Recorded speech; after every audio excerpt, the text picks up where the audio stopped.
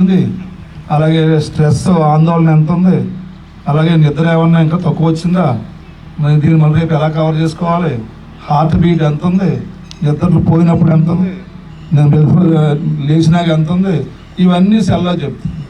దీనివల్ల ఏం భయపడుతుంది, నాకు కొంచెం పెరిగింది అనుకోండి నేను వెంటనే కోపడటం మానేస్తుంది. ఇది అంటే ఏంటి, హెల్త్ని ఆ విధంగా ఇప్పుడు అందరం కూడా కాపాడుకునే పరిస్థితి వచ్చింది. ఇప్పుడు కరోనా తర్వాత హార్ట్ అటాక్లు అంతకుముందు ఎప్పుడు ఎవరికి హార్ట్ అటాక్ వచ్చినా మహిళలకు వచ్చే కాదు. కరోనా తర్వాత మహిళలు కూడా హార్ట్ అటాక్లు వస్తున్నాయి, చాలా చూసాం నేను.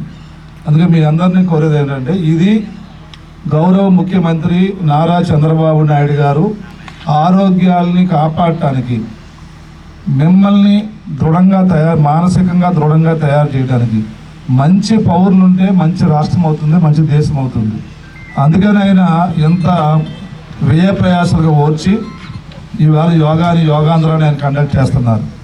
యోగాంధ్ర వల్ల ఏంటంటే, ఒక 1000 మంది రోజు మీరు పాల్గొంటే 100 మంది దీన్ని ఫాలో అయినా కూడా చాలా చాలా సంతోషం.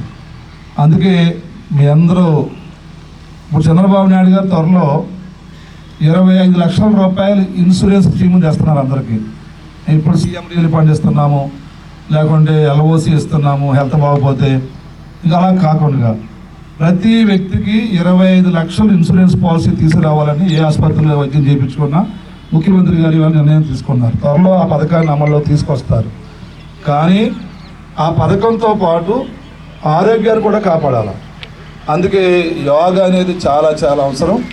యోగా ఇప్పటిది కాదు, ఇది భారతదేశంలో ప్రాచీన సమాజంలో బాగా ప్రాచీనం, అంటే 2-3 వేల సంవత్సరాల కిందట యోగా అనే ప్రక్రియ మన దేశంలోనే ప్రారంభమైంది.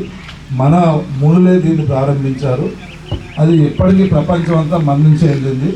కాబట్టి యోగా అనేది చాలా గొప్ప ఇదొక ఎక్సర్సైజ్ ఇది. కాబట్టి అందరూ యోగా చేయాలని, అందరూ కాపాడుకోవాలని, అమలాపురం అసెంబ్లీ నియోజకవర్గంలో ఈ జిల్లాలో ఉన్న వారందరూ యోగాను మానకుండా చేసి కాపాడుకోవాలని, యోగాను మానొద్దని మీ అందరికీ పేరు పేరున విన్నవించుకుంటూ ఈ యొక్క మంచి కార్యక్రమాన్ని పెట్టినందుకు, అంటే ఒక ఆరోగ్యకరమైనటువంటి యోగాంధ్ర ద్వారాగా ప్రాచీన భారతీయ విధానమైన యోగాని అందరికీ పరిచయం చేసి అమలు చేసేలాగా ఒక గొప్ప నిర్ణయం తీసుకున్నందుకు గౌరవ ముఖ్యమంత్రి నారా చంద్రబాబు నాయుడు గారికి నా తరపున మీ తరపున హృదయపూర్వక ధన్యవాదాలు తెలియజేసుకుంటూ నమస్కారం. Thank you.